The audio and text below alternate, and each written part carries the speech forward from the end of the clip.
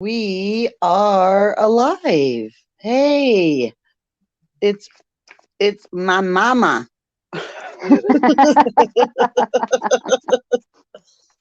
Hey y'all, Fujiyama Mama here, Kathia Star, with some streaming videos. Right on. We missed ego. We missed ego yesterday due to hospitalization. So I'm streaming here live from the hospital. You're only going to get one shot of this, folks. Okay, and that's it. This is pretty sick. She's Yeah. still kicking everybody. I'm still kicking and they keep trying to take me out and I keep coming back. So let's talk about the ego, girl. Come on. Let's give me Well, some stuff. the topic that was supposed to be talked about on Wednesday was pride. We were going to talk about pride. Right. Um, and I based on the really based on some of the stuff that has been going on lately, this has been on my mind, and I think maybe that it's appropriate to talk about because pride can be a real barrier to Hey, uh there's Darth. Hey, hey Darth. Darth, yay. Yay. Talking about pride. Yep, we're talking about pride. Pride can be pride is a tool, okay? Generally speaking, in the traditional sense of the word, or just in the traditional sense of things, as pride being an energy, it's been historically categorized as a demon. But you know what? That's not Really? true. Yeah, well, Wait a yeah, minute. pride has always been a pride goeth before a fall, and Mm, pride and arrogance is what got Lucifer kicked out of heaven. Pride, okay, pride. okay.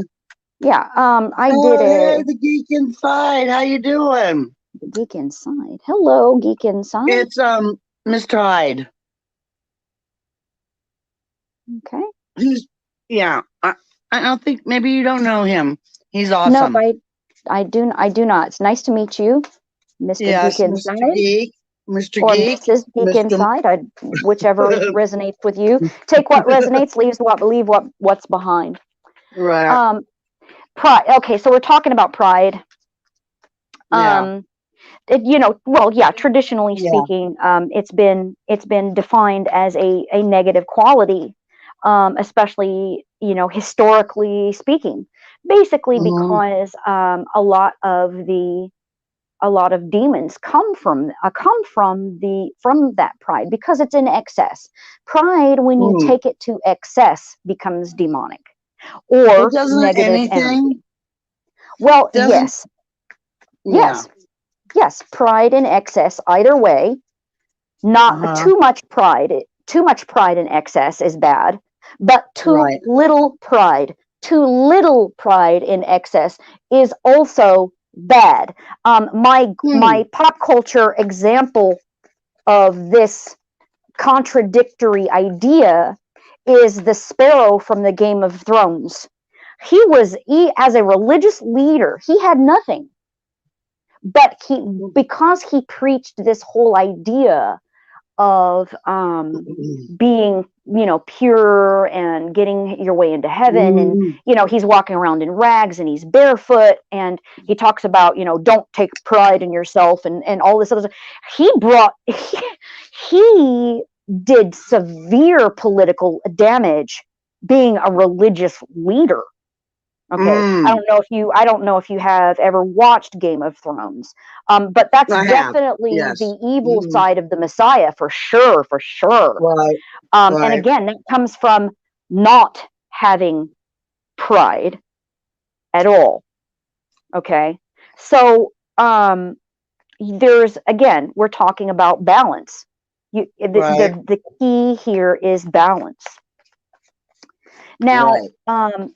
my personal example.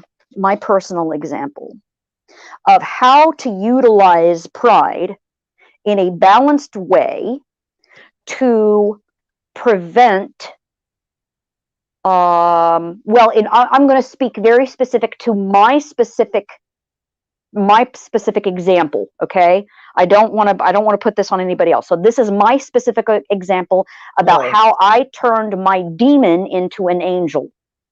Okay.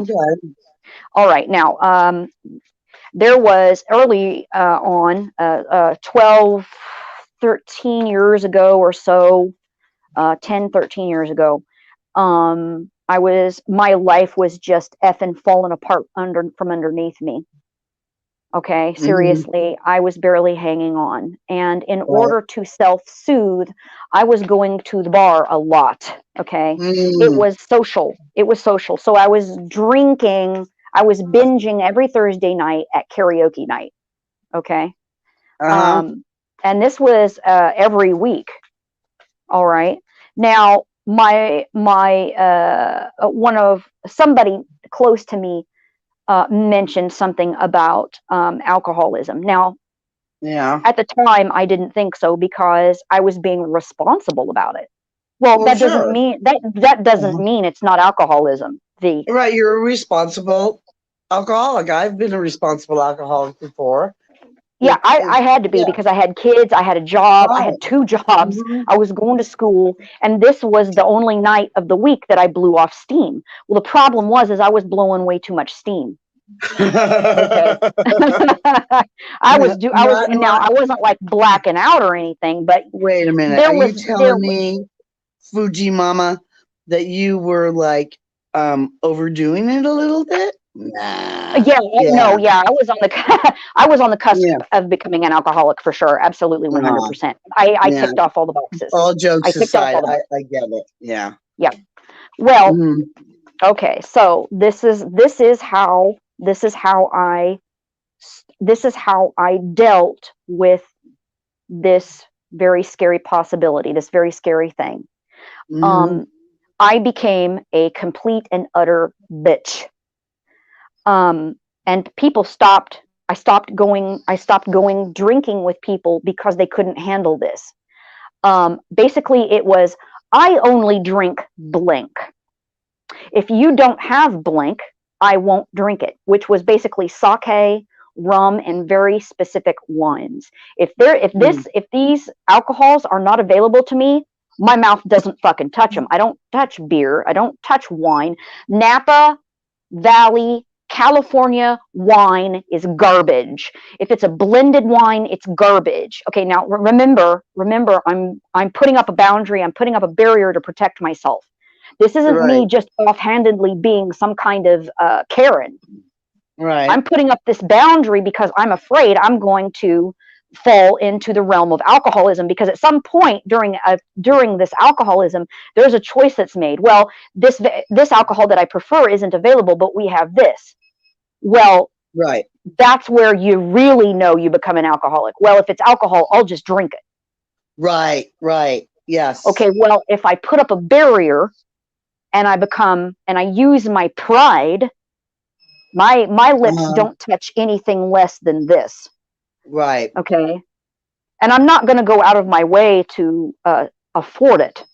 Okay. So like if I wanted to be a real tit, I could have said, my mouth doesn't touch anything but Dom Perignon. See, it sounds like I'm being a cunt. Yeah, I was like really that. what's going on. I was like that.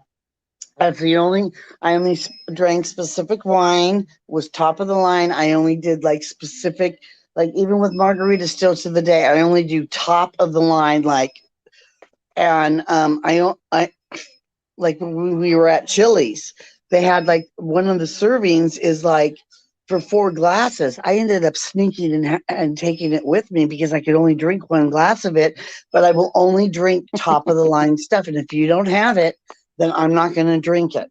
So I get that. Right. Right.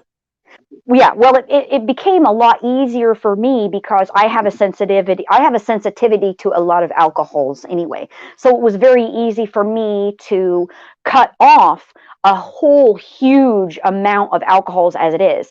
Whiskey, scotch, anything that's fermented in a barrel, I cannot have because it will make me physically ill. Right. There's something in the oak, or there's something in the barrel, in the transformation and the Mhm. fermentation process that will it if I drink too much of it, it'll send me into the hospital. I can't have it.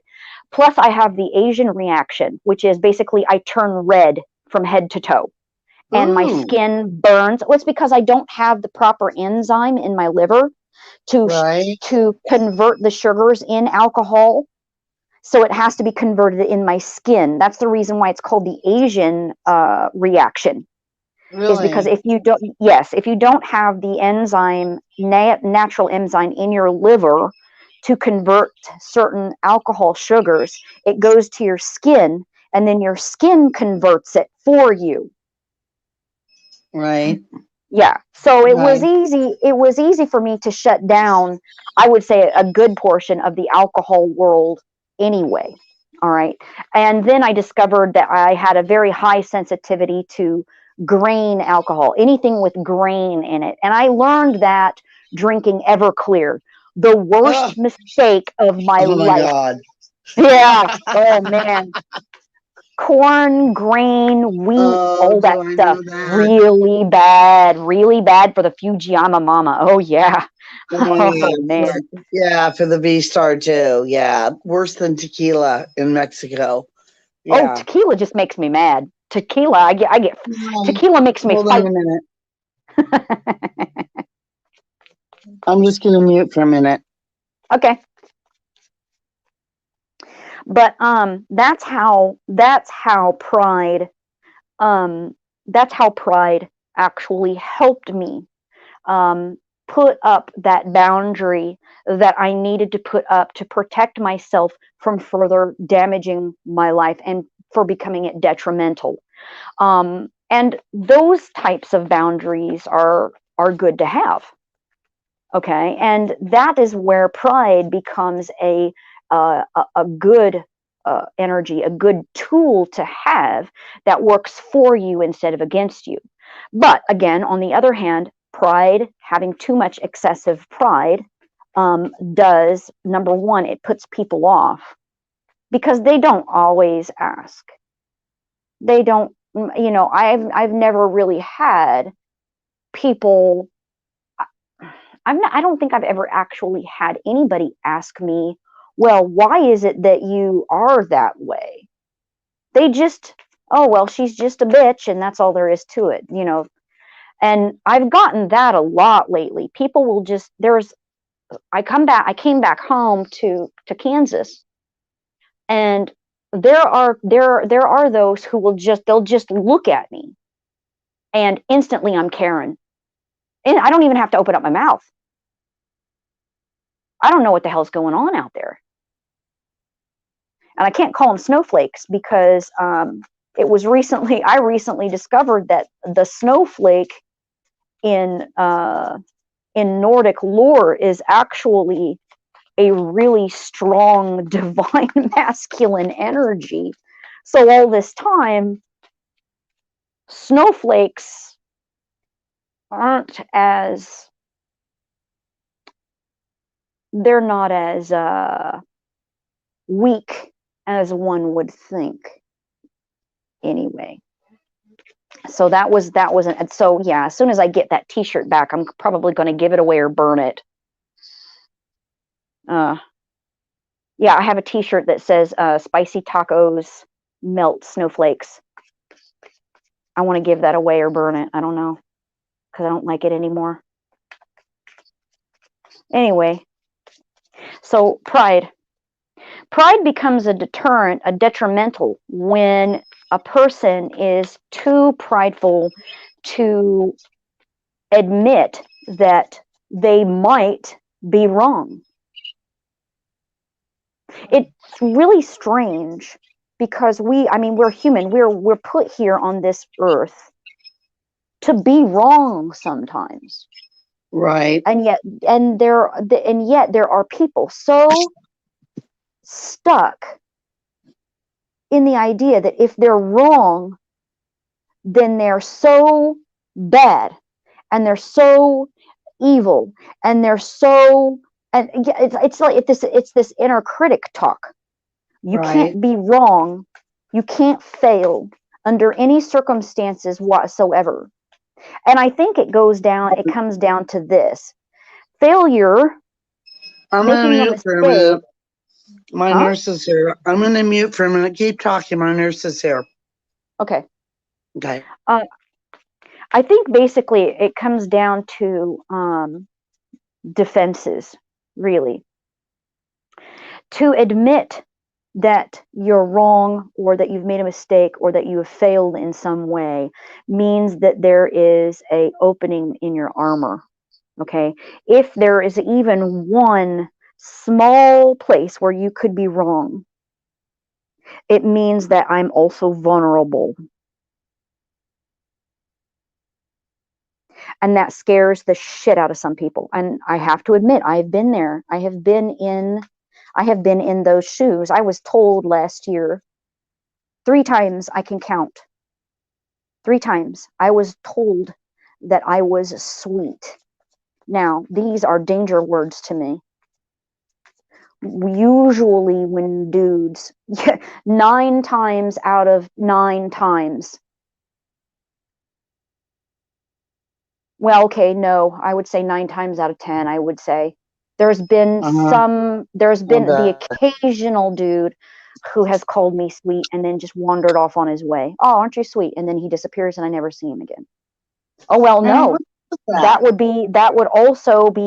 also bad from my point of view too. Oh, you're so sweet. And then I never see them again. And then there's the guy that's, oh, you're so sweet. And then I'm a target. Hmm. All the negativity from males that I have had all have one thing in common, which is, oh, aren't you a sweet little thing? Right. You're so sweet. You're so beautiful. You're so nice. And either they poof disappear or they invade you and take over you like a friggin' succubus. No, That's what I'm talking about, me. Oh, you, okay, yeah. Yeah. Well, aren't you just the sweetest little thing? Those are danger words. That is find an exit and run. Run, bitch, Right. run. Get the fuck out of that room right now and don't let him anywhere near you. So when I was told I was sweet, I had a deep, dark reaction in which I took it out on 2 individuals that I shouldn't have, and I do regret that. But also, I just want this disclaimer. That was a trigger I didn't know that was getting pulled. Right. I mean, neither until recently, actually. So I can totally relate to that. Yeah. Yeah, I never had a chance to apologize to him for that, because now I realize that he never meant it that way. Right. Because there's some people that do think that we're sweet, seriously, and they're genuine about it. But it's happened so often. Yeah. But it's not as often, or maybe it's more like the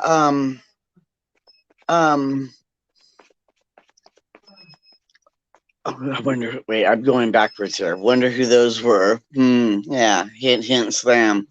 Yeah. Pretty much. But what's really weird is that, like, this last time with a certain person, he couldn't get into my head, and that made him more pissed. And the more pissed, you know what I'm saying? Like when I talk to somebody about it, they're like, "Well, didn't you?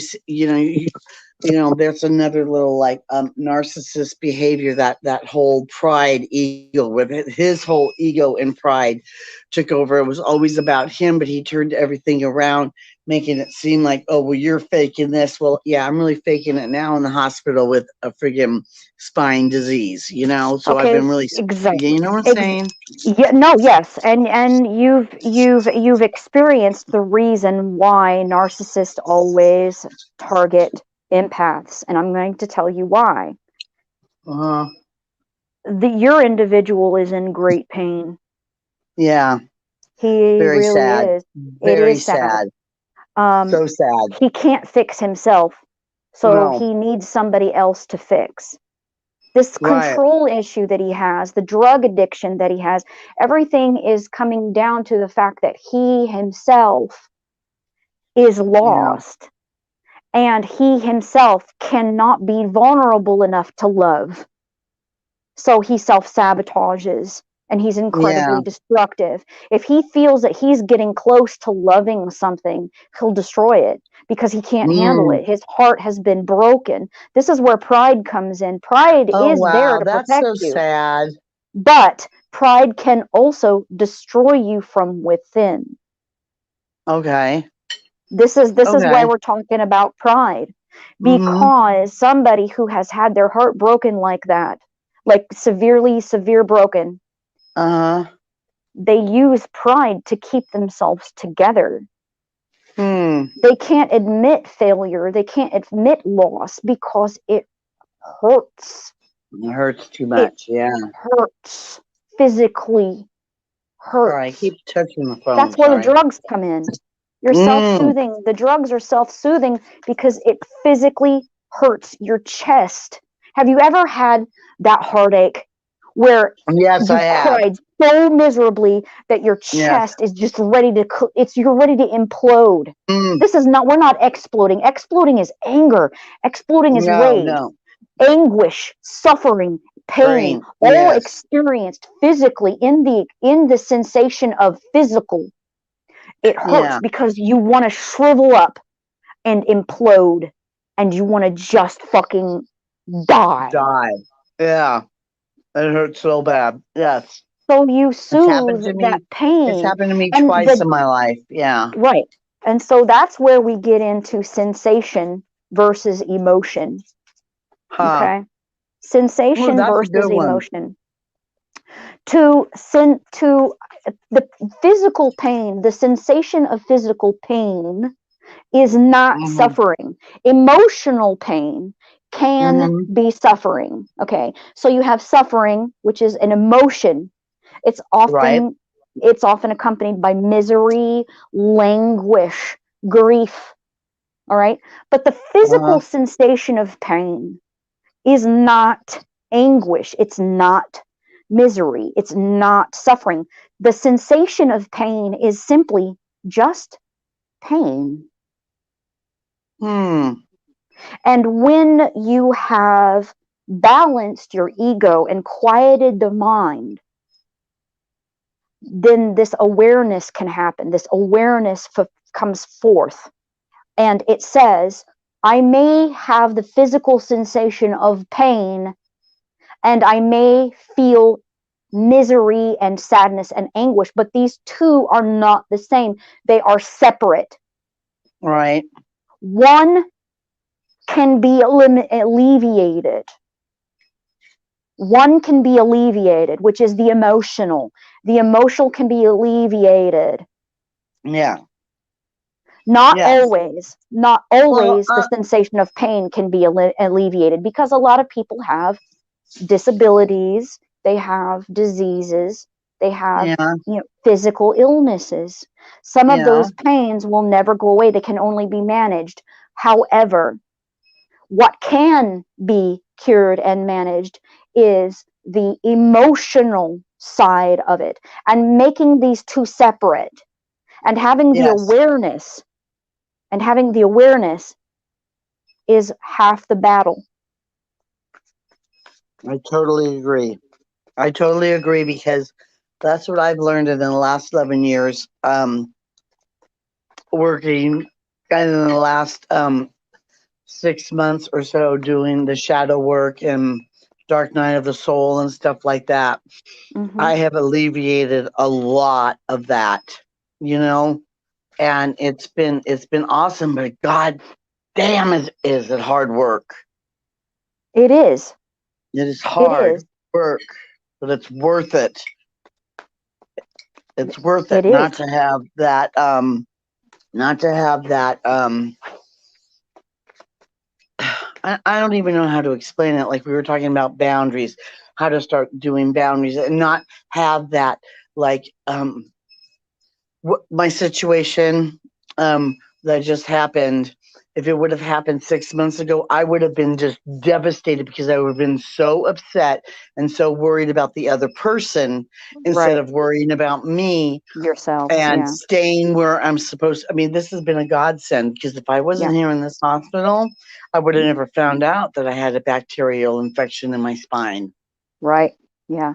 Highlight Darth Haster's last comment there. Some We're may good. be managed enough to quell the demons. And yes, Darth Haster, Wow. that's exactly it. Yes. That's part of quieting the voices in your head, because all Mm-hmm. those demons aren't unleashed from hell. They don't come from some parallel dimension in which everything's on fire. So, a lot of those demons that are in your head that hit that replay button, that hit that playback loop, those are your demons, the ones that you were sent here that Right. to quell yourself. And yes, these are the steps: managing your own demons before for managing through that pain and the suffering that is the emotional side of things. Okay, now I'm Right. not going to say that they're, well, I have a, in my hand right now I have my new tarot deck. Uh, Okay, it was I saw it on Amazon and I needed $10 more to get free shipping. So I went ahead and I was like, you know what, I can afford that $10. I'm going to get yeah. that deck. I've always wanted it. Good This for deck you. is full of, Darth Haster, you may be pleased to this, Moloch, Whoa. Andromalaeus, Volpa, Belial, Amon, Furcus, Ronov. These are all fallen angels. Moloch. That sounds familiar. That's I think the one that That's my yeah, that's Jitsi is Moloch on Twitter. Gypsy. Yeah, Jitsy's yeah. That's the one. I'm pretty sure that my kid was talking about. Oh, It they're is gonna be. nice. Yeah. All right. I'm Yeah. gonna mute you for Okay. a little bit. Okay. All right. That's fine. Yeah, I had you at Moloch. Yeah, I have. It's the occult. It's the occult tarot deck.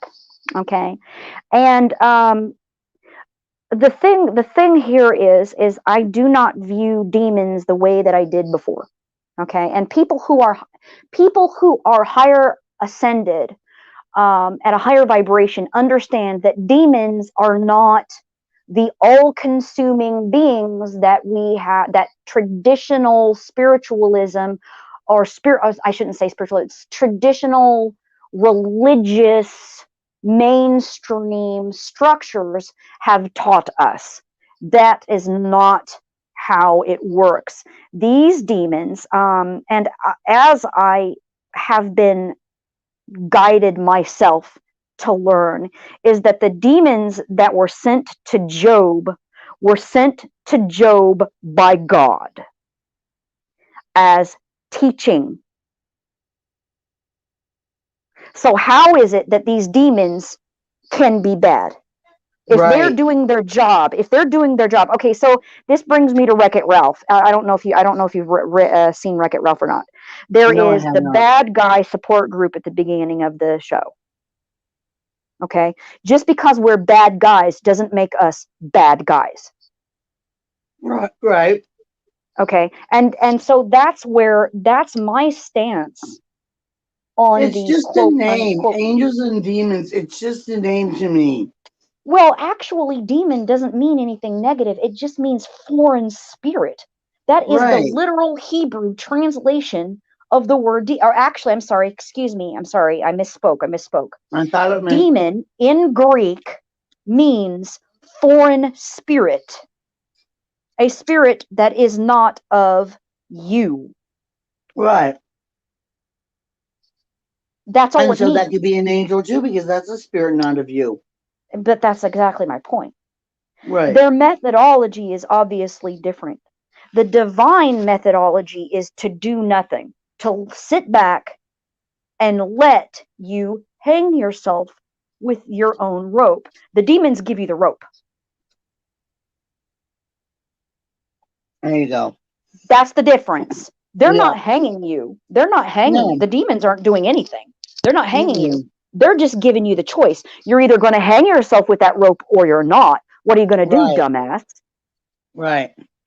But I like this. Some are necessary for civil and personal development. I totally agree. Correct. In my And I case, know that was Darth personal Haster that said that. development. Yes. Yep. Yeah, they came. Thank you, Darth Haster. Ding, ding, ding, plus Yeah. 5, baby. Yeah. Right. Minus Woo-hoo! 10 permanent scars. I'm just shoveling down. All I can do is effing eat, man. Yes, it does, Darth Haster, and that's what I've been saying is that a lot of the and this is the reason why I can say and be Yeah. a Jungian. As a matter of fact, I got a book that I've been dying to have for a long time. I've been meaning to read it for decades, and it's called Memories, Dreams, and Reflections, and it's by Carl Jung. I finally have my own fucking copy. I Oh wow. love it. So and I have and I found a free downloadable PDF of the psychology of Jung. So I'm reading that one too on top of doing my shadow work. A little bit at a time, people, baby steps, because I'll tell you what, this stuff is so a single paragraph. I will read a single paragraph and then have to sit down and process it for 3 days. That's how deep this shit is. I know what it's talking about, but I got to process it and then I got to figure out how to apply it because I have no training. I didn't go to college or anything for this shit. So I have to like read a little bit and then back off for a few days. Right. Because it's just so it just speaks. Mm-hmm. And Darth, Yes, when I get out of here, worth their salt. whenever I get out of here, because I haven't even talked to you lately, but I want to start playing Dungeons D&D. You want to start playing D&D? Yeah, Kathia actually advised it for me, and I think Darth is a dungeon master. Yeah, Darth's a dungeon master. He's a damn good one too, because you know what I really like about Darth is that I don't have to explain anything. I know. I just mention it, and he already fucking knows what I'm talking about because he's an experienced DM. He's a storyteller, and he knows where I'm coming from. I really would love to have a group of people like that, you know. But D&D, okay, and yes, a DM looks at all the layers of their world, and especially an experienced one. And it's basically it's a simulation. Everything in D&D is a reflection of reality. Just like all the pop culture, just like all the myth, all of that is a reflection. We ourselves come from a place of dreams, for crying out loud. God is not a physical person. Right. We come from that source. That source is abstract. That source is energy. Right. That source is real and not real. It's quantumly fixed. It's got, so we come from a place of dreams. We come from a place of energy. Why would not our brains and our consciousness be tied to that? Why? That doesn't make any sense to me. We come from somewhere. Right. Right. And I lately, and especially in the last couple of nights and stuff, wait till I get with you two, like, and tell you some of the friggin' wicked ass shit that's been happening. Seriously, that's been manifesting seriously crazy. Yeah. Think about it. Think about this. And my dreams. Like I was dreaming. Okay. Hold on.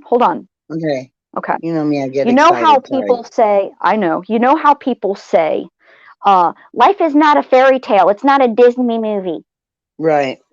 until it Bullshit. is. It is. It is. Think of your life, of everything that you've gone through right now. In your head, V, you can do this because you're a writer. In your head, translate that into a fairy tale Exactly. and see how all these formulas fit. You really do need to read Campbell. Huh. You really do need to read a Hero with a Thousand Faces. Yeah, I need to read a couple. Well, actually, I need some audiobooks because like my eyesight's very bad. So I do audiobooks, but yeah, I have to. No, And I you like got to highlight Darth's comment I because it's fucking hilarious. I love it. this one. Yeah, it's Yeah, funny. Trust me. I don't know whether to make the girl on the stump a quest or a story. Yeah. Decision. I guess had that one Well, flew it's over my both. head. It can be it can be both.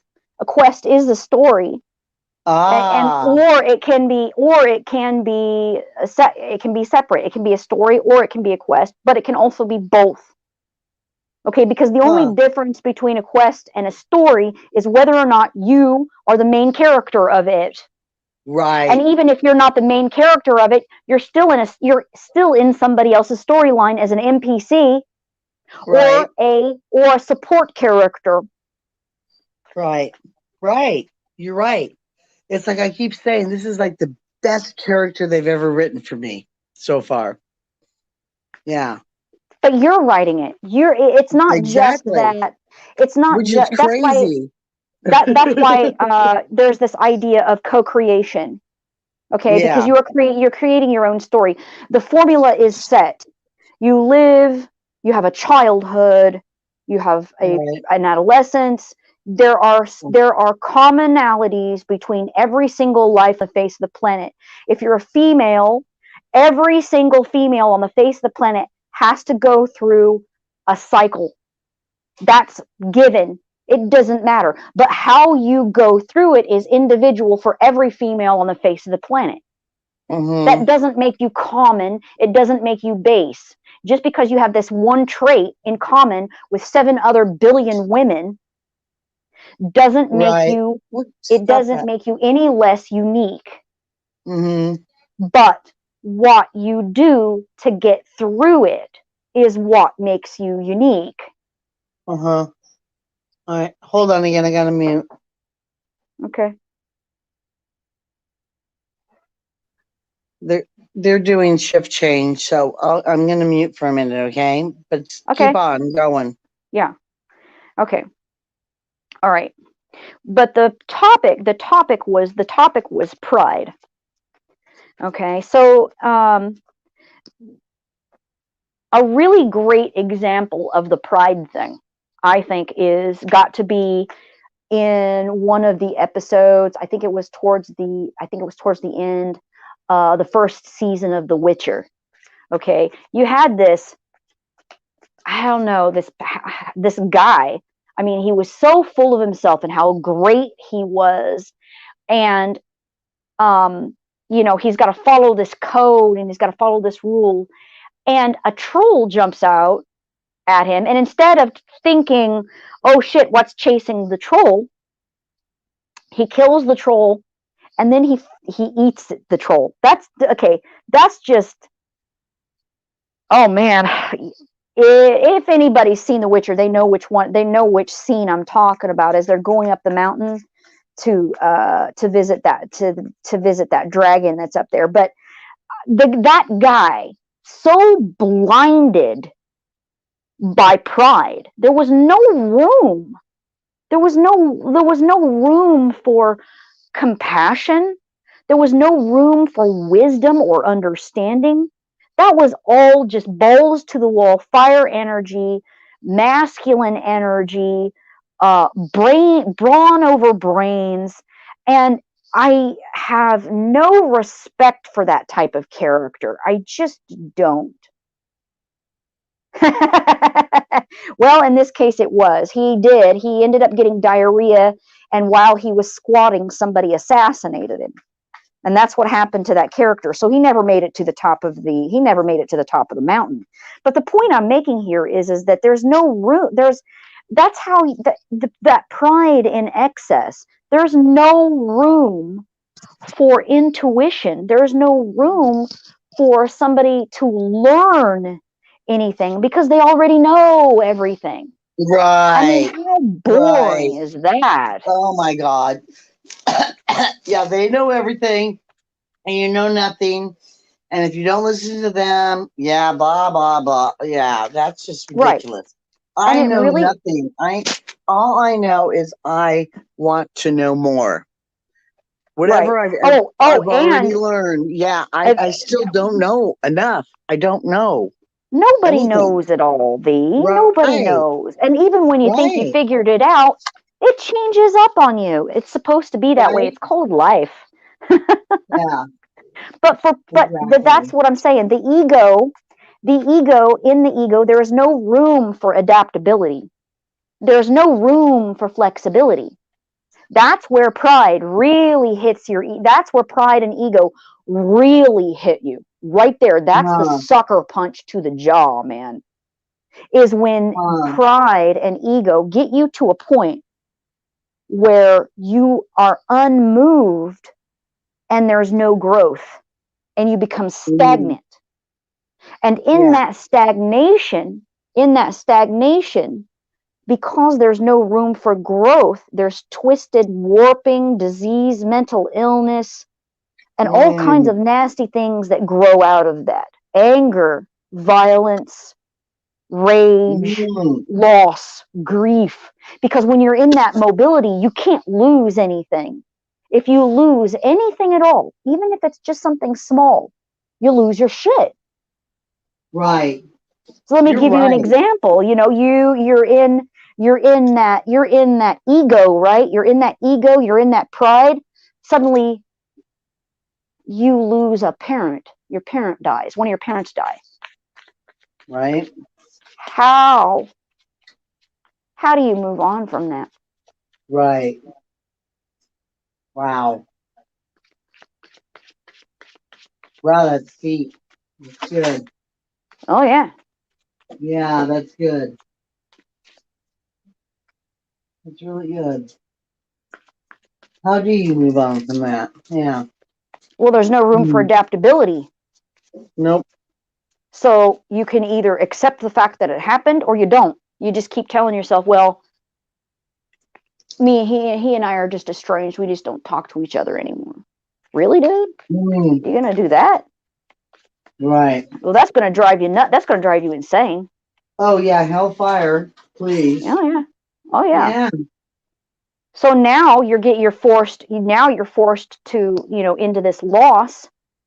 Well, if you're forced to move, there's that kickback. There's bucking happening. That horse, if you climb on the back of that bull's gonna buck. The only thing you better do is just grab that bull by the horn and you better ride out that bucking. You got to ride out that bucking process, and that's what the divine feminine will do. The divine feminine grabs a hold of the horns and just lets that buck all at once, all over the place. Because eventually that bull is going to get tired. Right. That's what I did with my son. That's what I did with my son. My son, he decided he wanted something. I think it was like fruit gushers or fruit by the foot or something at the grocery store. And this was back when shit was tight. Okay? Hold up. Fuji. Yeah. Darth here. Darth is talking to you. He says he wants to talk to you. So. Thanks, Darth. I appreciate that, actually. I had wondered because I had sent you stuff, but you didn't respond, so I just figured. He never responds. Like if it's he doesn't respond to half his crap. I gotta smack him across the face half the time to respond. Yeah. Well, the thing is I'm in a position in my life where I need response. I only have I talk to two people on a regular basis, you and Al. And Al has been really, really busy lately. She's trying, Al's got shit going on, let me just say that. As far as like friends are concerned, you're the only one I talk to on a regular basis. Oh, sorry, everybody else has cut me out. I poofed myself out. Sorry. Oh, crap. It's all right. Don't worry about it.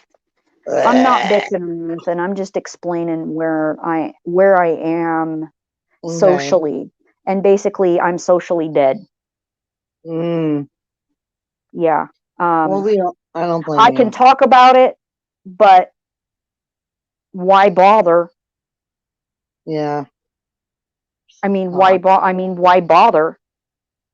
They wouldn't understand. I don't think that there's any right now in there that would understand, or even want to understand. That door has been slammed on me permanently, as far as I know. It's a shame, but I just can't handle. I can't, now that I know the who, and who was flapping their fat mouths. Yeah. Anyway, the thing here, I was talking about ego and pride. Yeah. No, I'm sorry, Darth Haster. I can't. Not after Chris. I'm not ready. Yeah. I can't. No. No, a lot of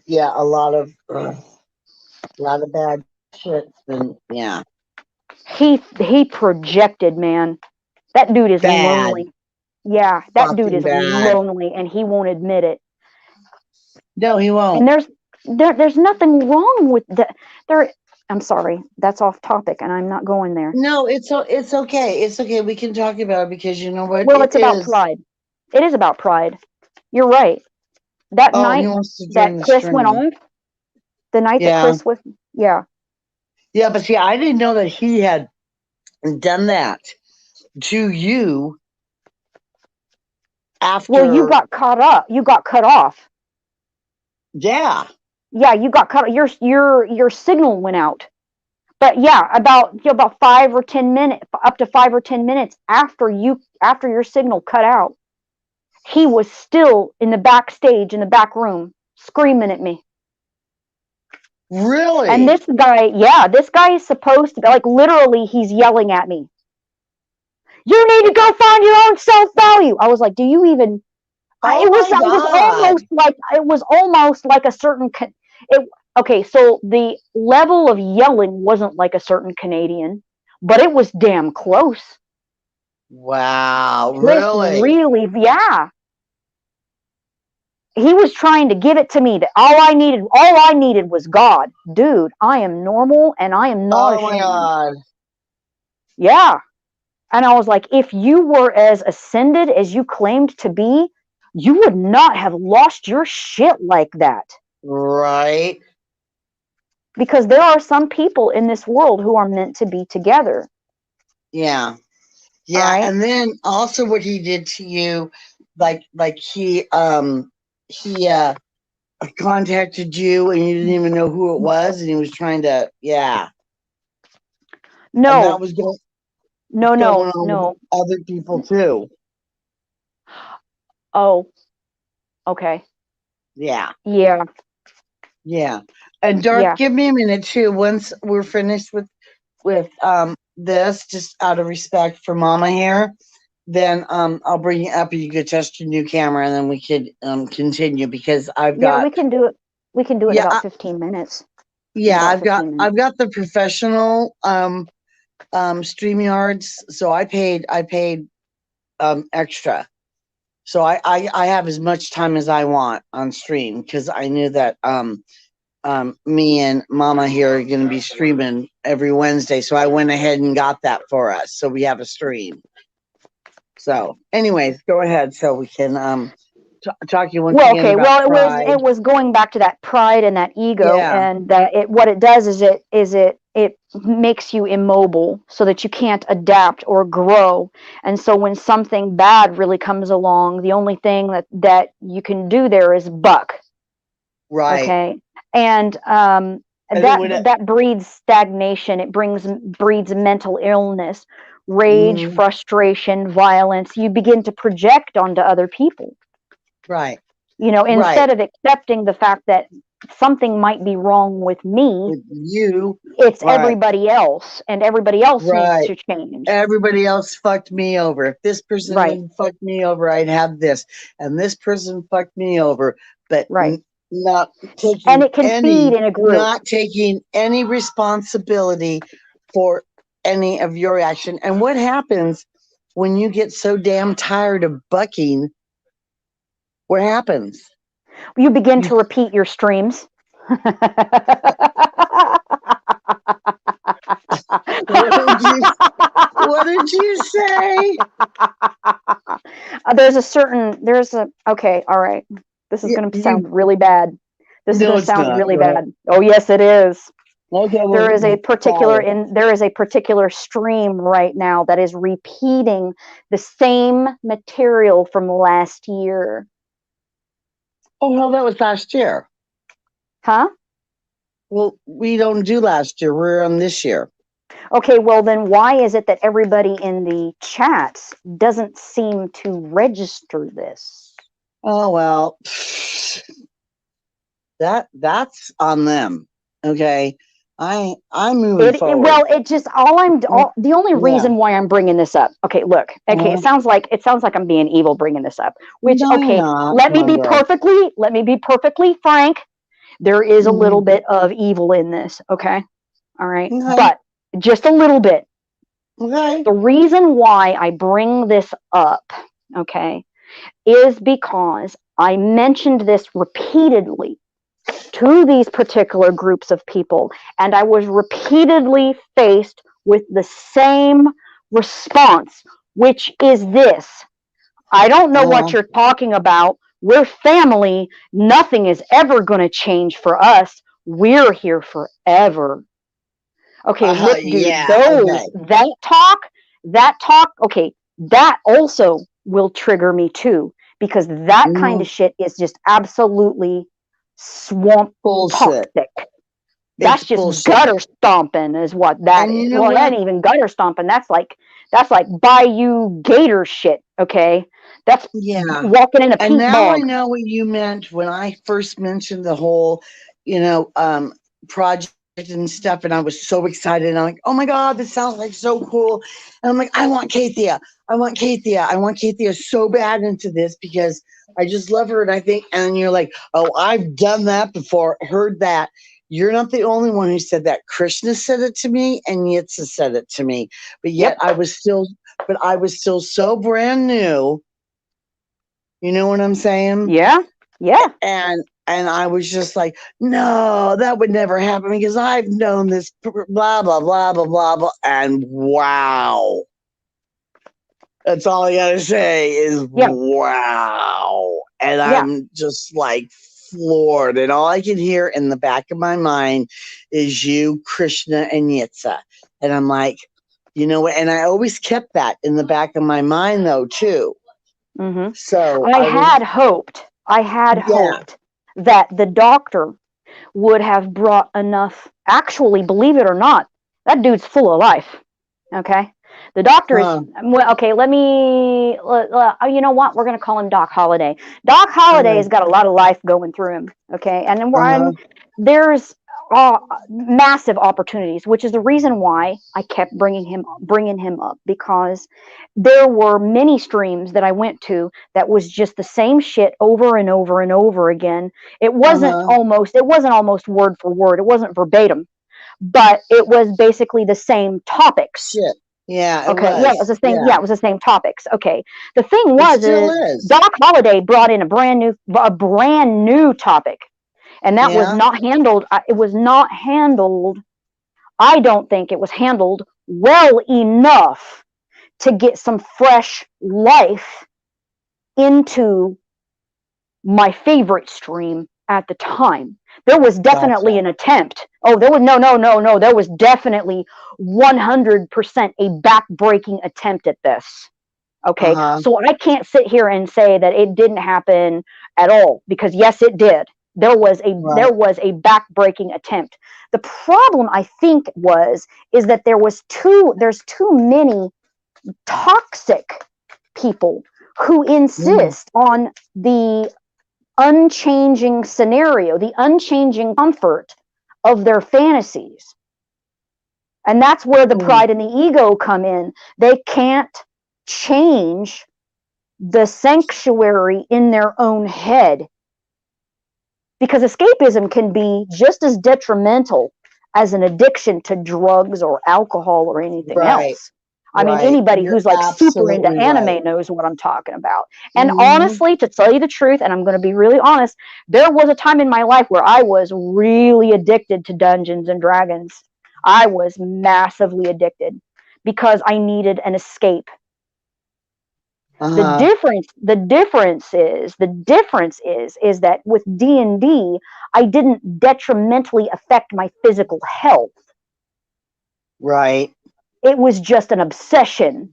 Okay, and obsessive behavior can be detrimental. Okay, Right. all right, but that obsessive nature that comes with escapism, whether you're talking about Dungeons and Dragons, Star Trek, Star Wars, let's see what else, Dune, anime. Fuck, anime's got a whole world. Manga, comic books, action figures, convention costs. Oh my God, do you know how much it costs to go to a convention these days? Then if you want somebody's autograph, now you have to fucking pay extra. Seriously, if you want to get, like, my friend went to the Wizards Con in St. Louis back in 2014, and she brought me back a unique uh, lithogram autograph of James Marsters, who is Spike on Buffy. Okay, she knows that he's my favorite. Okay, she brought that in, and I was like, oh my God, thank you, right? And she's like, hey, you're my friend, and I said, well, damn, how did you get this? Because it's a unique list. You can only get it. You can't get it. It's one day only. So there's only Hmm. so many. All right. And you have to pre-order it in order to get it. She was going, well, the lithogram itself was $255. I was like, what the fuck? Okay, so here's here in the Hmm. back of my Here we head, go. I'm hearing, I spent $255 on this autograph instead of giving it to you so that you could pay your electric bill. Huh. Yeah. Okay. That went through my head. And I went, no, this is a gift. This is a gift. This is a gift. Shut up. Shut up. I am not prideful. I'm not, because, Well, well, there's not a lot of pride there. It's just different kind of pride. My sense of luxury is not having a wall full of autographs, but paid bills. That way I can sit in my seat and I can drink my cup of tea in peace, knowing that no motherfucker is going to kick me out of my house. right. Okay, and that my children are provided for, and that I'm provided for with hot water and heat in my house, and that I can Right. cook and eat. Okay, all right. Okay, all right, $255 for this lithogram. I went, wow. And she goes, oh Wow. yeah, and just to get into to get into the convention, it cost another $100. That doesn't count the motel that I spent, so that's like $200. Okay, so I'm hearing ding ding ding ding ding ding ding, ka-ching ka-ching ka-ching ka-ching. This lithograph at the end ended up costing like $600. Oh my Jesus. Yeah, Wow. $600. And I looked at her and I said, why didn't you just give me the money so that I could pay bills? Because that would Right. have been way more. I mean, I'm grateful to you for this gift. This is an awesome gift. There's no other like it ever anywhere. And it's Right. mine. Okay, that's true. And honestly, yeah, the electric bill would have been up again the next month. That's true. But that during that time in my life, I desperately needed that help. Right. Right. But now Right. I look back on it and I went, Maybe she did me a favor by not giving me the money and teaching me a lesson, okay, about gift giving. Yes. Okay. That's yes. Yes. I'm just gonna giggle. I'm just gonna keep my mouth shut right there and giggle. Anyways, I sent Darth the link, but he's not anywhere backstage or anything yet. Okay. Yes, he wants. Right. He wants to just check out his new camera. Oh, that's fine. I'm almost done with my whole spiel on ego and pride. Your spiel. I love your spiels. They're awesome. Well, again, all this comes down to pride. Okay. Right. And learning, and this is part of shadow work, because you're not just learning about pride, you're learning about your own pride. Right. You have to balance out your own ego and your pride to make sure that your pride is not detrimental to your growth. And that's really what it comes down to. That is where it's at. Say that again. That is exactly where it's at. Yes. Don't allow your pride to become detrimental to your growth. Yes. That's really what it comes down to. Yes. Okay. And you have to walk the walk. You have to walk the walk, because this is the only way that you're going to learn this.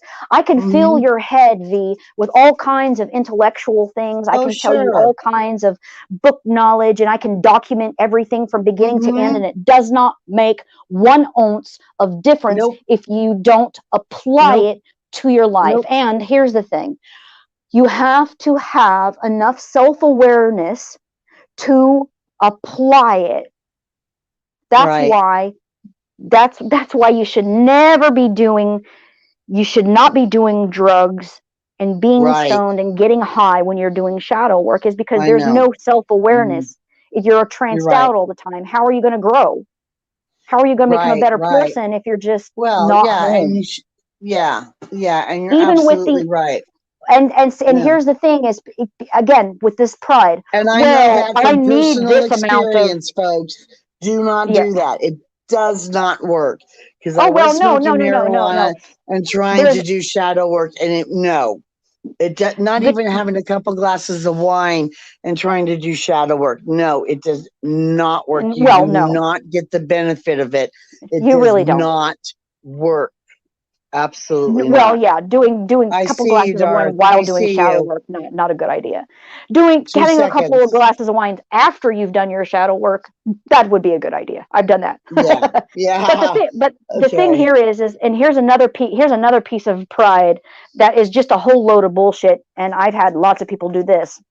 Well, I need this amount of marijuana in order to be medicated so that I can function. Oh, that's now. Oh, please, did I not hear that? I know. It's ridiculous. Well, I need to do this much. Dude, I know when it's excessive, and that's fucking excessive. When you're doing it, if you're lighting up every hour on the hour, that's too much. I don't give a shit what you have. I don't give a shit what you've got. I don't give a shit what you've got. You got cancer and you're dying. You can't wait. No. You can't wait to your destination. You got to smoke the whole way there. No. All right, I'm bringing them up. When you smoke your weed like a pack of cigarettes, you got a fucking problem, dude. If you're smoking weed like you're smoking a pack a day, you've got a problem, dude. I don't give a shit who you are. I don't give a shit what you got. I don't give a shit what you think. Ooh, nice camera. You've got a problem. And I'm sticking by that. Because that's not medicated. Well, that's definitely not. Well, medicate yourself. Yeah. But also you're running the risk of addiction, and you can become an addict. My stepfather, Gary, every day for 40 years, he's absolutely an addict. 100%. Nice camera, dude. It's all marijuana. Yeah, but it's still an addiction. I'm telling you, $250 for an ounce a week. That's a problem. Damn, even in my height of alcoholism, did I not drink that much or do that much friggin' drugs ever? Never. Oh, there it is. $250 a week. What the flippity doodle? I think maybe if I've ever spent $60, that would be like too Right. much. But Okay, so to wrap that up, that's another form of pride. Okay. Right. Right. I have to have it because I need it, because I have no, that's just pride. That is your ego, and it's lying to you. Right. And Look so how it good comes Darth down to you. looks. It comes down to being able to discern. Oh yeah, you do. You look great. Being able to discern what your brand of pride. Let me wrap this up, V. Okay, sorry. To wrap it up, it's basically you have to learn how to discern, how to distinguish what your brand of pride is. Only the person in question can learn the temperance, the balance, the Libra, the scales of what is good for your growth. Whether it's slow or fast doesn't make any difference, but it's about growth. Right. And so that's where ego can be a deterrent. However, ego or pride can also be a tool that can be used in your best interest to defend yourself against other things that would be a deterrent of your growth. So learn your tools, learn your weapons. Pride is a weapon. It's a tool. It's a hammer. Yes. Use it appropriately. Use it wisely. Hail Thor. Very well spoken. Thank you. Absolutely. Thank you. Bravo. Take a bow, my friend. For real. Hello, Crimson. Crimson Mist just popped in. Well, hey, Crimson Mist. What's up, dude? It's been a minute. Look, Darth's got a new camera. It's a good camera, awesome. Yeah, that looks really nice. Where'd you get that? Did you order? Bought it. Yeah, I ordered it. Okay. I got it off of Amazon. It's a nice camera. I was going to say you steal it from somebody's backpack. No. I would have. Look, I'll talk to you later about all that crap. But so, yeah, it looks good. It looks really good. Wow, what a difference. So I like your name too there, Wheezy. Yeah. I like it myself. It seems to fit. Wheezy yeah, yeah, definitely. Oh my god, if I can't just stop burning up, man. Oh my god. So that was awesome. Because we were talking about pride. So we just finished that and now we're just babbling bullshit. So if you wanna just come on up and babble with us, you're more than welcome. We're just gonna be talking about, I don't know, random crap, I guess. I have plenty of time. I want to talk about D&D, man. Let's talk about D&D. Yeah, because I don't know anything about D&D, and it looks like fun stuff. So I'm just gonna put this in the link in the chat. Because it's basically a frame story in which you can control your characters, and the outcome is determined by dice. And the narrator is the DM. Yeah, that's basically all it is. Okay. Oh man. You'll have to look up frame story. Oh. Also, you're going to want to read. You're going to want to read that set of fairy tales too. Look up Vikram the King. Oh, you don't have a. Oh shit! I was going to give you a whole bunch of information. I'll text it to you later. Yeah, text me all that stuff because I can yeah. While I'm sitting here, I'm going to be in rehab, working on my muscles for 10 days. I don't know if I'm going to go into surgery or not. Basically, it's 1001 Arabian Nights, but from India. Ooh, it's an awesome story. I'll like that. Yeah. Yeah, but that's basically what D&D is. Really? Yeah. It's everywhere cultural wise, depending on how DM writes it. Yeah, you can. The theme can be fantasy or sci-fi. Right. Yeah, and how you can do anime characters and superheroes and everything else. Anywhere your imagination can take you, or at least anywhere the DM wants to take you. My son and his group is currently doing cyberpunk, And I think on the side they're doing Spelljammer. Now, are they combining Spelljammer with Cyberpunk? No. It's two different games. They're just switching back and forth. You know how it gets. It gets dry in one, and then they switch over, and then that gets dry, and they switch over to the other one. A group of D&D players will have up to a dozen different campaigns going on at the same time. I mean, yeah, you know how it is. Well, V doesn't, but Darth does. Yeah. I know. I at least had 2 different campaigns going.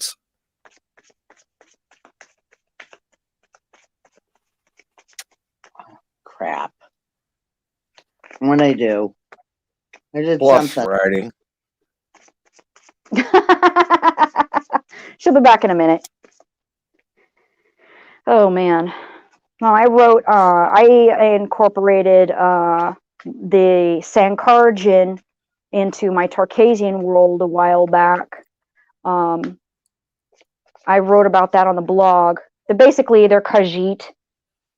Well, they're not Khajiit because they're not all cats. They're just basically, it's just an animal. It's an anthropomorphic race is basically what it is.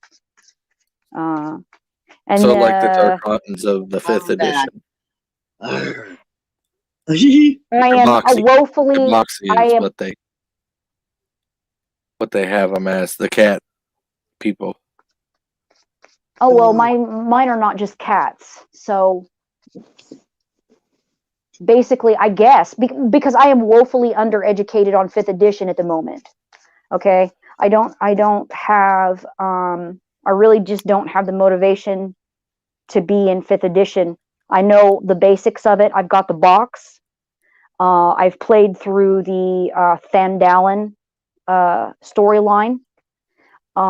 So I know about it. I know what the changes are.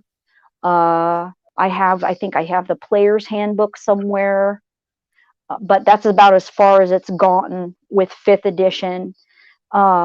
I know more about 3.5, but definitely I don't know everything about 3.5 because that has got to be the most expansive D&D edition I have ever encountered, even more than 2nd edition, which I had like 15 to 25 books of advanced D&D second. Wait, was it advanced? Wait, hold on. Mine is like a cross. My D. I want to say it was 2nd edition. 3.5, Pathfinder, and 5th edition. It's all I convert most of it all to 5th edition stats, and then just. Hey, you guys, real quick. I'm gonna mute. Adjust characters accordingly. They gotta take me to go somewhere real fast, but just keep going because I got my phone on me. I'm just gonna be muted. Okay. Okay. Keep going because I'm listening. Okay. Yeah. Okay. Which edition did you say that was?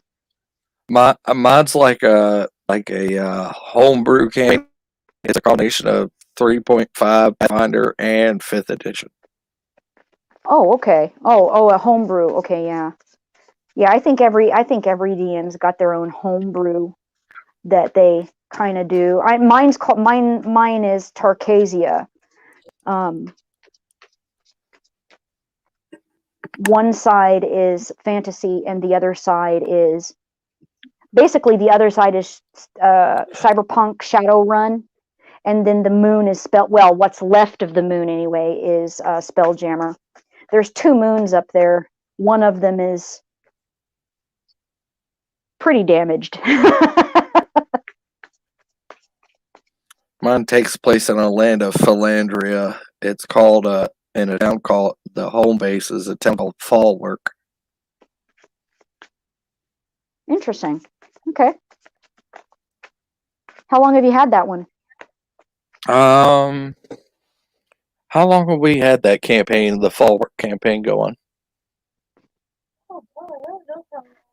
We took a break for the long time due to COVID, but I don't remember. I think we've been doing it for about 2 years before. Uh-oh, we're breaking up. I think we've been doing it for 2 years before COVID hit. Okay. Cool. Yeah, that sounds right.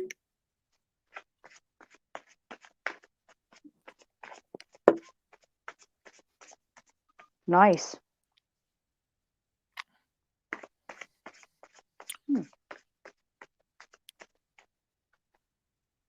Haven't really been doing any DMing since then.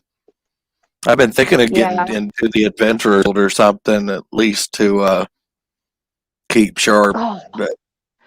Oh yeah, I do. I tried to do the league, and you know, honestly, I can't do league stuff. It's I don't know. I just Hey, Bone.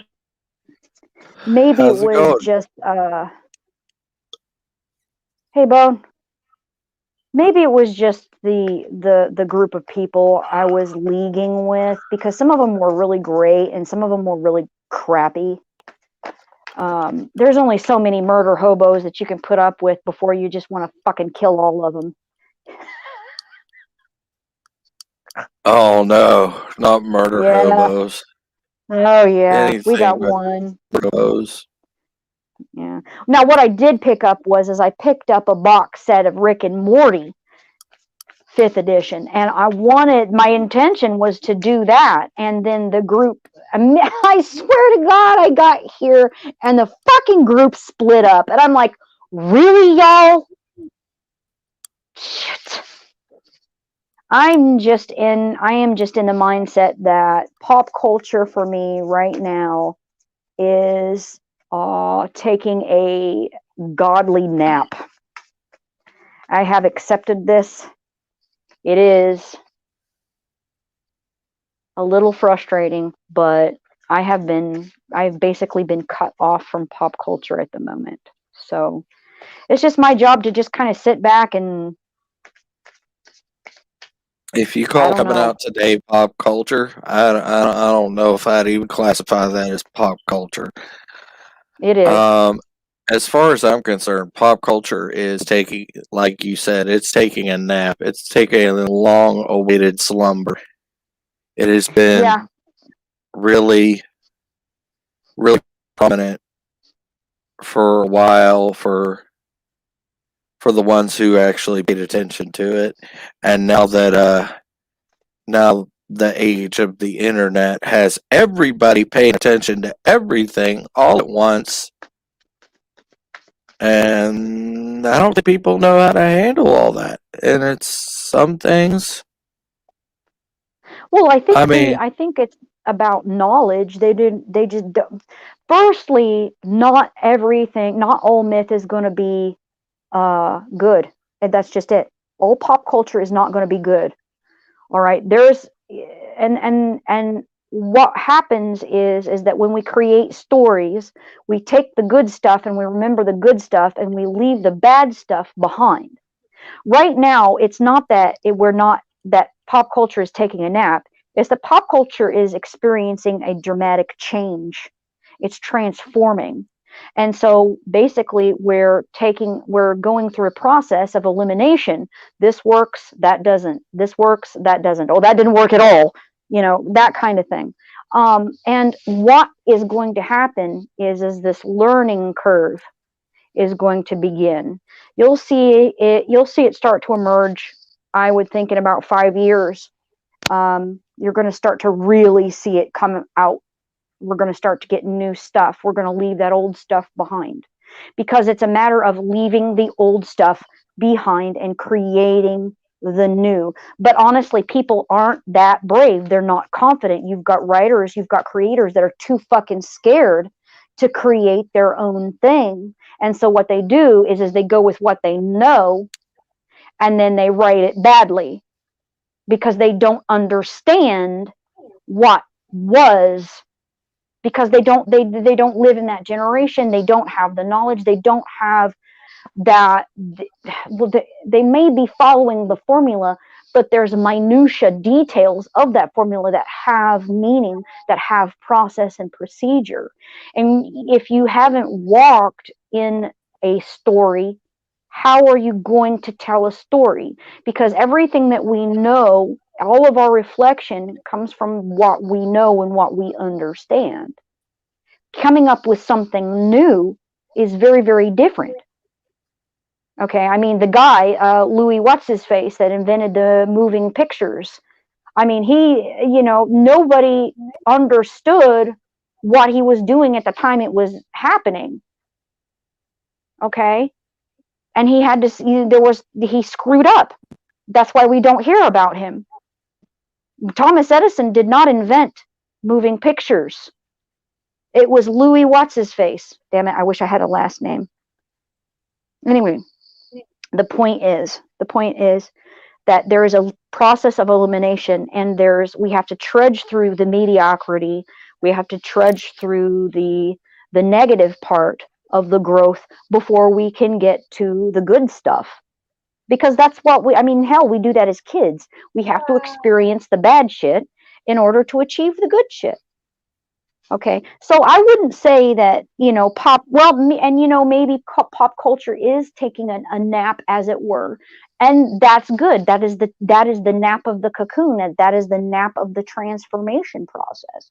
But also, there is a death occurring inside that cocoon. We have to allow things to die. Stop making more Star Trek movies. Stop making more movies about the Skywalkers. Do something different, like Mandalorian. Mandalorian was different. Mandalorian was good. I liked Mandalorian. What did you think, Darth? I liked it, and I liked but it was different. Yeah, it was different, but also I do want to see more of this Skywalker story. I want to see Mara Jade on screen. I don't know about you. I'm done with the Skywalkers. Not because I'm angry with them, but because their story is done. They're done. So Whoa, Darth, are you all right? You can't hear me? Now we can. There was some massive interference. So you don't see Mara Jade on the big screen? Is that what I'm gathering? Yeah. No. Let the Skywalkers rest. We're done with that. Let's have another story. And by the way, it can still be in the same universe. Yeah, Louis Lumiere is who. That's it. He is credited as inventing the motion picture.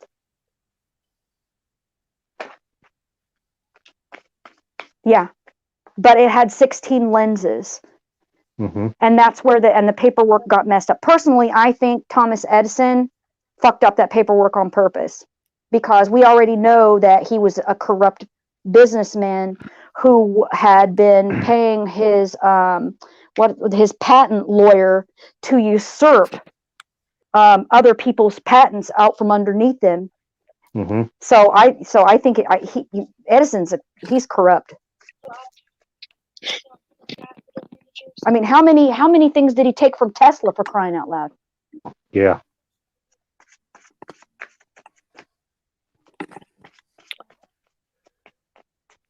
And the fact that he went missing, yeah.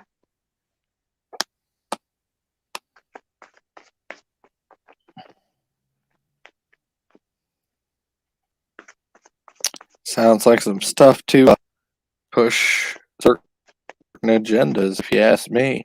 Sounds familiar, like we're actually living some type of thing like this. I wonder what it could be.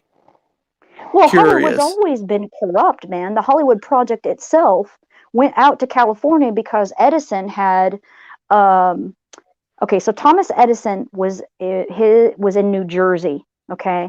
And a lot of the filmmaking that was going on was basically he was filming cats. That's what he wanted to do with his camera, was show cat movies and boxing movies. I don't even. Anyway, the point is he went to New Jersey legislation, and he paid he paid the local government there that nobody else could make moving pictures in New Jersey without paying Thomas Edison an enormous licensing fee. Okay. So everybody was like, you know what, Edison, fuck you, we're going to California. And they literally took all of their studio equipment out of New Jersey and went all the way to California.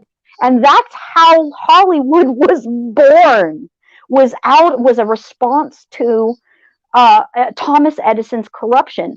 And then when they got out there, they realized, well, we're so far out here, there is nobody to tell us what to do except us. And the people like the early people like Paramount Studios, because they've been around since the beginning, Universal and what was the other one? MGM? Was that you? MGM, yes, MGM. They had a iron hold on not just their producers and their directors, but also their actors and actresses. You couldn't get married without their permission. You couldn't get pregnant without their permission. You had to live in a certain house that they approved. Everything that you did was controlled. And that invited in a whole lot of other things too, which also included mafia ties. That's old Hollywood, man. I mean, how do you think the Black Dahlia how do you think he got away with that shit? Yeah, I'm pretty sure that was a mob. I'm pretty sure that was a mob hit. That Black Dahlia? Nah. That was a deranged doctor.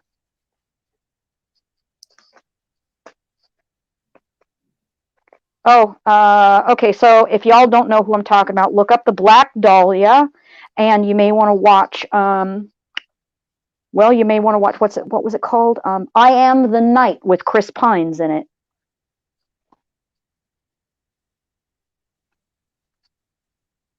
That's a whole thing. You can also find that on BuzzFeed Unsolved.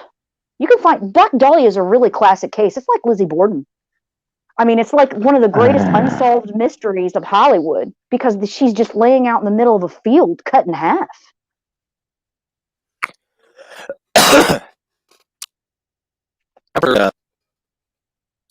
Whoa. I still think it was a Hollywood mob.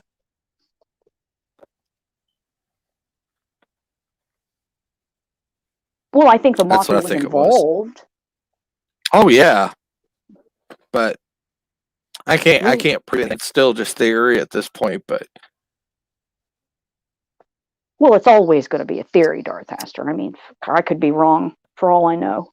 You know, it's unsolved for a reason. the reason something stay unsolved because there is no paperwork, no actual proof. Like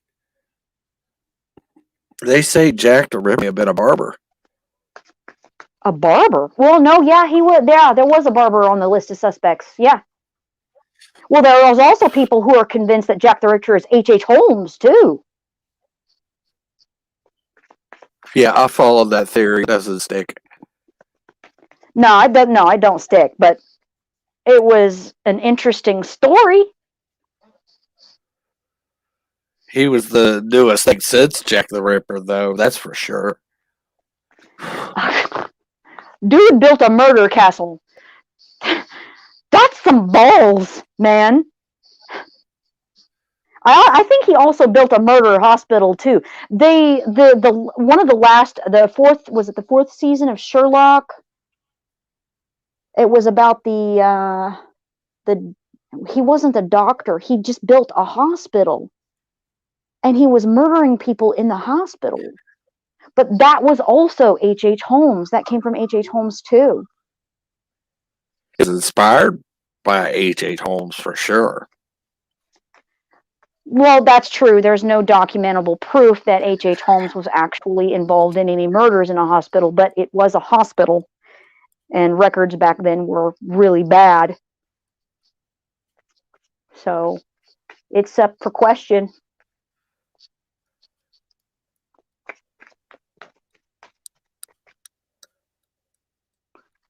I don't know. I learned the lesson, which is basically if you meet a dude who owns a concrete business, give him wide berth.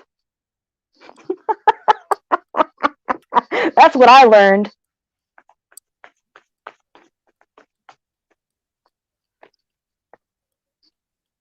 Guys, that was funny. Yeah, there's a. H.H. Holmes.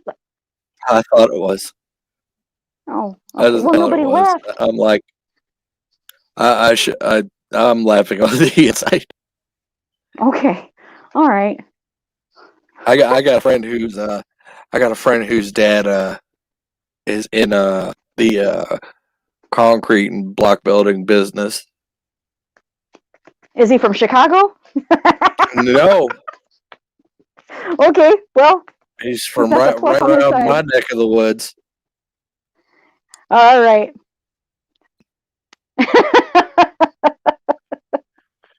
Pretty local. Okay. Again, that was just a I get joke. where you're going, but yeah, For those who don't know, I think I feel like I should explain. For those who don't know, H.H. Holmes owned a concrete business in Chicago before the World Trade. Wait, not the World. Wait, not the World Trade. The World Exposition. the World's Fair. The World's Fair. That's it. Thank you. Thank you. That's how he was able to build his His murder house. castle. Yeah. Is The that he mur- owned a concrete business. And the local Chicago lore is that he basically made concrete shoes for the mafia at the time.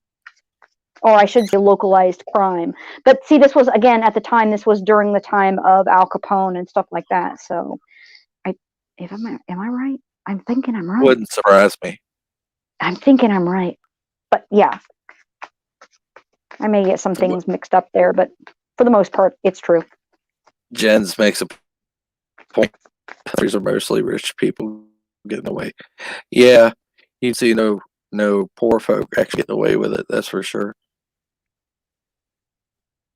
Yeah, you're No, right about that. poor people just get condemned to their lives. Yep. Hey, Jens. Hey, Fenrir. What's up? Justice indeed, to the highest bidder.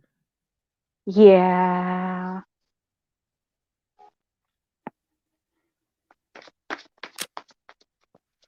Yeah.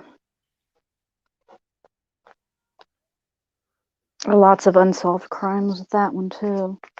But what were we talking about before that? There was something that we were talking about that inspired that whole rabbit hole. Of course, everybody knows the system is broken anyway. I mean, if you don't.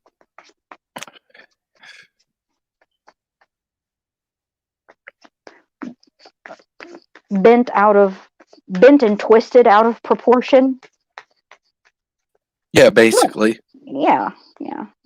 No, we do what we can to fix it. I mean, it's not perfect, but it's definitely better than what we had 100 years ago, or even 1,000 years ago. Yeah, that's true. That is definitely true. Well, that's what happens when Ragnarok is over with, and nobody asked the question, because mythologically speaking, Ragnarok wasn't the final end. There were survivors afterwards. Nobody asked, well, what the hell did the survivors do after Ragnarok? There's nothing there. There's nothing there about that. They rebuilt civilization is what.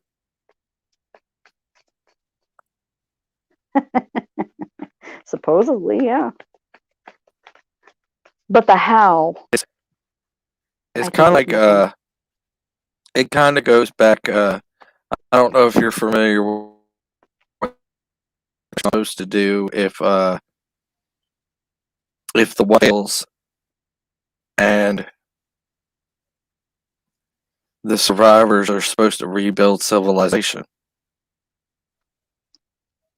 I'm missing a part of that statement. Did you say something it's about a whole whales? Matrix thing. No, it's no whales. You're breaking up. I think you're breaking up. Yeah, a little bit, probably. Let me try something.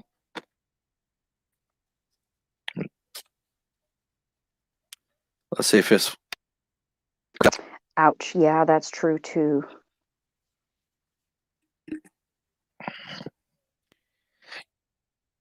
Depends on actually where you live.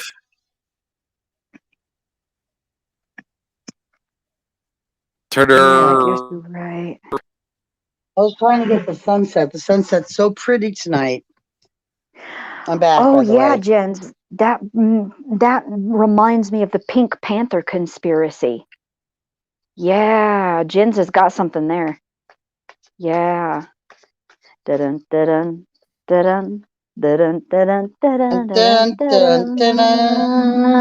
dun. Yeah, the Pink Panther conspiracy. Okay, was it me or was Inspector Crusoe a idiot? Well, he was he was crazy like a fox. He was very he just played the idiot well. He was very or either that or just really lucky. Like half of the stuff blatantly stumbled upon. Right, blatantly stumbled upon shit. Yeah. Well, the Pink Panther conspiracy I'm talking about is a real one over in Europe. It's basically a group of cells from East Europe, and they are a group of thieves, jewel thieves, that are hired to steal jewels, mainly diamonds, from high-end luxury jewelry stores. There were several in Paris that were robbed twice by the same people. As a matter of fact, there is one story about a jewelry heist in Paris on the high-end luxury, all diamonds. Pink Panthers, the group of thieves, went in there, stole, and then a few weeks later came back dressed as women to the same store and stole again. They've walked off with billions of dollars of diamonds. Now, are you all interested in my theory? Well, you broke up, Haster.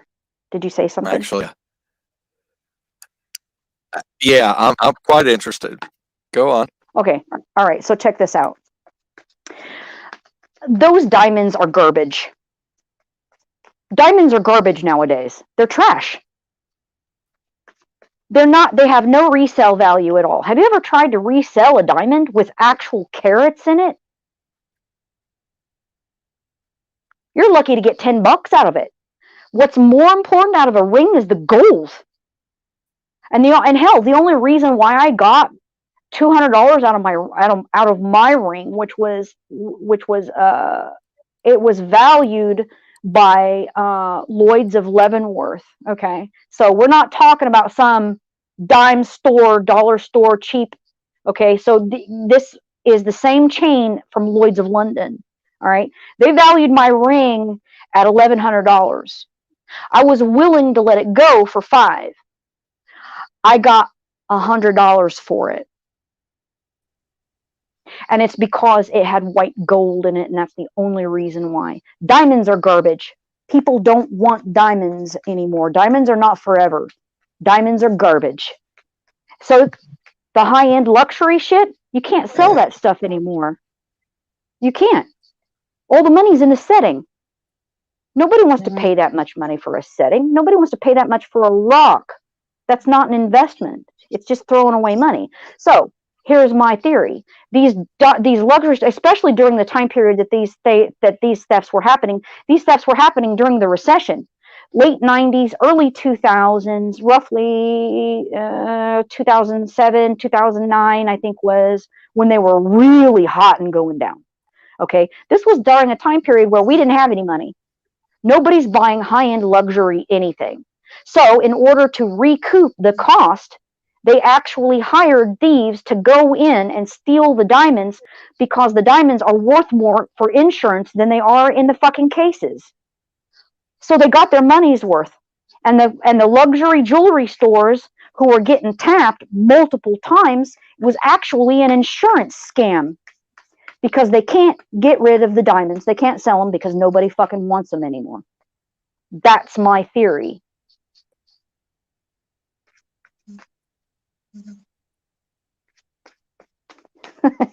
That's a interesting theory. Yeah. I wouldn't take a diamond. Plausible too. It is plausible. It's very plausible. Diamonds are garbage because they're man-made now. Plus, they're blood. They're blood. I mean, do you know how many people are right now currently? It's not just, it's moved from diamonds to coffee, actually. There are now slave plantations for coffee. Real life 20th century, 21st century slaves. Well, they were doing that for the diamonds in the diamond mines. It's blood. Too much blood. People figure it out. They don't want to buy it anymore. These high-end luxury items lose their value.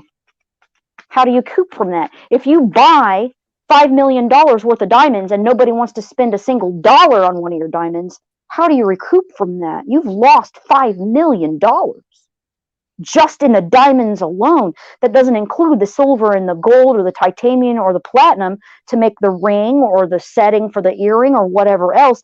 Plus, you're paying a jeweler to put it into a setting. You're going down for some money. You got to recoup that somehow.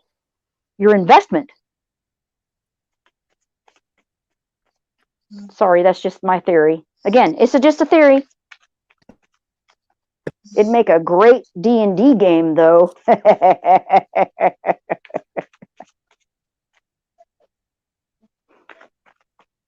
we go. Well, guys, I'm down to 10% battery. So if you want to open up another stream, Darth, you feel like doing that? Because I'm only down to 10%. If you want to continue this, if not, we can. Huh? No, and I'm here in the hospital anyway, so they're going to be starting to give me meds before I start. Yeah, and they're going to start to give me meds. At 11 o'clock, I have to go for another MRI, y'all. So pray for me because it's 45 minutes laying flat on my back in that machine with that noise. They put those headphones on you with that noise. Yeah. So y'all, if you just like keep me in your thoughts and stuff, I'd really appreciate it. I'm going through a little rough time. I have a very bad bacterial infection in my spine. Hopefully they don't have to do surgery, and I also have a slipped vertebrae. So anyways, I just want to thanks my mama. Awesome as always. Next Wednesday, please join us. I don't know what the topic will be, but it will definitely be something very interesting. And then on to Babbling Bullshit. Darth, always a pleasure. And you haven't gotten rid of me yet. I'm still here in West Virginia. Thanks to Neil for coming by, for the Geek Inside, for gamers and are us. I'm not giving you away. Games, movie, and comics are us. Thanks for stopping by. Bone, thanks for stopping by. Again, Finware and Yins, always a pleasure. I'll probably be streaming again tomorrow because I'm feeling better and I'm stuck here for a while. So anyways, I love you all. Y'all stay safe. And remember to smile. It's an instant facelift to both you and the person you're looking at. With that, that's B-Star. Fuji, you got anything coming up? Nope, just with you next Wednesday. Okay. Yep. Cool.